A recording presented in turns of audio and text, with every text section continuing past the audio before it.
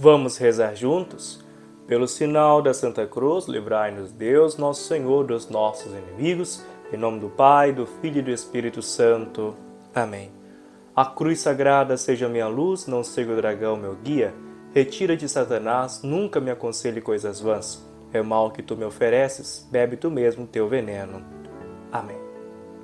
Amados irmãos e irmãs, quero convidá-los nesse momento a refletir comigo a liturgia do segundo domingo da Quaresma. O Evangelho de hoje é Marcos, capítulo 9, versículos de 1 a 9. Marcos 9, 1, 9. A liturgia da palavra nos apresentou duas cenas. A de Abraão, que sobe o monte do Senhor para sacrificar seu filho Isaque, e a de Jesus, que sobe ao monte para a transfiguração. Aparentemente em comum, há somente o cenário, o monte, porque de resto uma cena de sacrifício, a outra é cena de glorificação. Se a liturgia reuniu e confrontou essas duas páginas da Bíblia, deve haver um motivo profundo que devemos descobrir. Na realidade, vamos descobrindo que os motivos profundos são dois, um cristológico e um antropológico. A palavra de Deus desse domingo se presta, com efeito, a uma dúplice leitura, uma que nos fala de Cristo e outra que nos fala de todos nós. As duas estão intimamente conexas. O evangelista Marcos oferece do episódio da Transfiguração uma versão muito sóbria, mas convincente. É impossível não pensar que por trás da narração haja a lembrança de uma experiência pessoal, pois os contornos são simples e nítidos, e o estado de ânimo de Pedro descrito com detalhes. Os estudiosos discutem como explicar a transfiguração, se em chave histórica ou como narração simbólica, ou como experiência interior e visionária, mas talvez sejam discussões supérfluas. Como se fosse possível catalogar com nossas categorias habituais uma experiência claramente divina e sobrenatural e que tenha uma realidade infinitamente mais profunda que aquela a que chamamos histórica.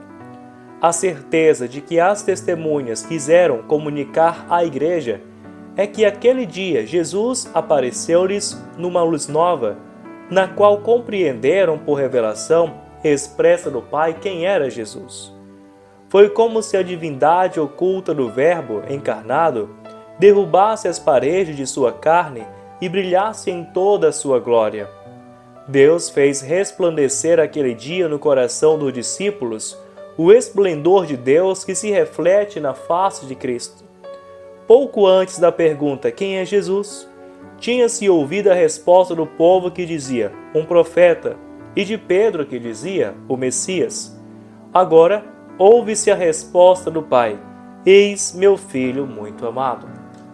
Contudo, tem-se a impressão de que o sentido da transfiguração não esteja todo aqui, isto é, da manifestação da glória de Jesus.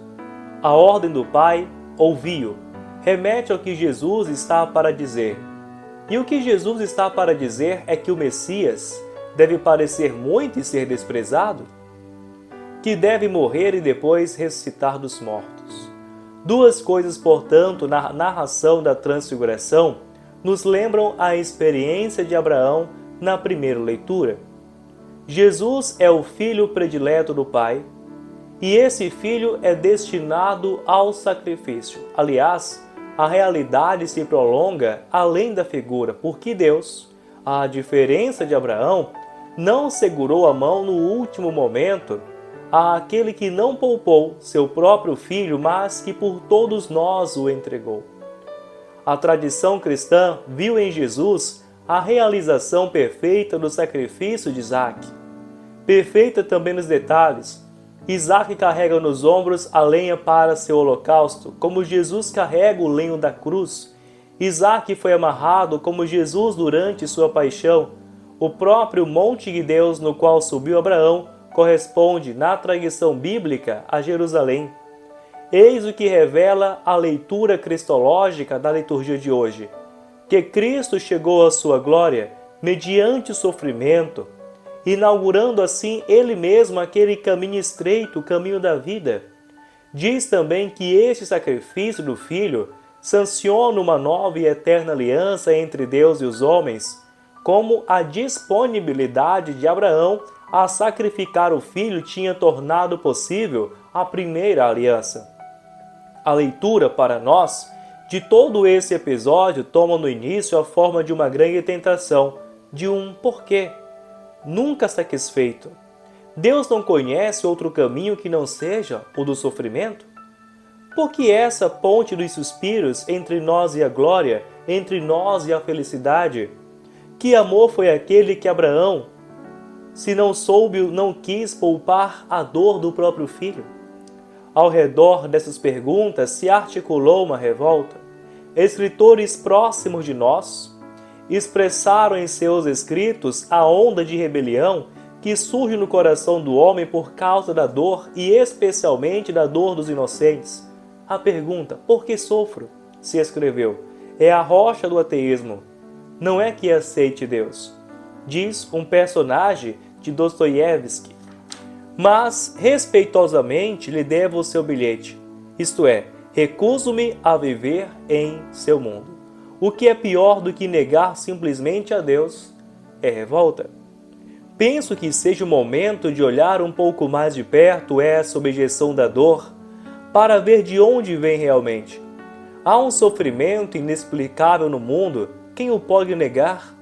Mas não é surpreendente o fato de ele não levar quase nunca para longe de Deus a quem sofre realmente, mas somente quem discute sobre a dor em gabinete, isto é, filósofos e romancistas? A dor vivida que levou a inocente Anne Frank a descobrir Deus e amá-lo de modo comovente? Na mente de seus comentaristas, pessoas que escreviam depois da guerra, no calor das casas reconstruídas, transformou-se em intransponível prova contra Deus. A dor dos inocentes não tem uma explicação racional, é verdade. E quando pensamos tê-la finalmente encontrado, ele cai por terra logo que aparece de fato a prova. Mas se a dor não tem explicação, tem, porém, uma garantia. Jesus Cristo. Não estamos mais na mesma situação de Jó. A dor tem um sentido e esse sentido não pode ser simplesmente o castigo pelo pecado, porque ele, o filho predileto do Pai, o homem sem pecado, sofreu a dor até o fundo. Há, portanto, ao menos alguém que tem o direito de perdoar, um dia, tudo e todos, e de nos reconciliar com o universo de Deus. É sobre ele que está fundado o edifício e será a ele que subirá o hino. Justo sois vós, Senhor, desde quando foram revelados vossos caminhos. Fez bem a liturgia em pôr hoje, entre a primeira leitura e o Evangelho, aquela palavra de Paulo. Cristo morreu uma vez pelos nossos pecados, o justo pelos injustos, para nos conduzir a Deus, porque a chave está precisamente aqui. Em certo sentido, podemos afirmar que Deus sofreu a mesma angústia de Abraão e partilhou por isso a sorte que permitiu para suas criaturas. O Deus de Jesus não é um Deus impassível. O que fazer diante de nossa dor e a dos outros? O Salmo responsorial nos fez ouvir uma estupenda confissão de um homem como nós. Guardei a minha fé, mesmo dizendo, é demais o sofrimento em minha vida. Crer também no sofrimento é a mais bela prova de confiança que se possa dar a Deus. De Abraão se lê que, esperando contra toda esperança, Abraão teve fé e se tornou pai de muitas nações. Eis porque sua fé lhe foi contada como justiça.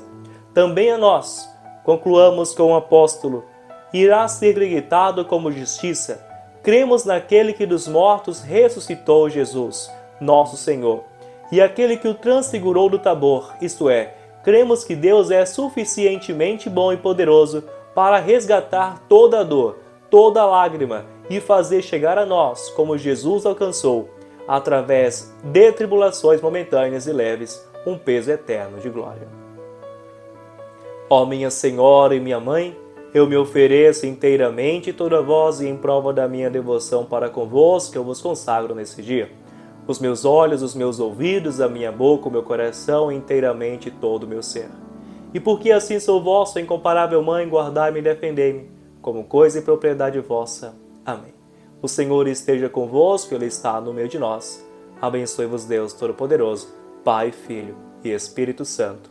Amém.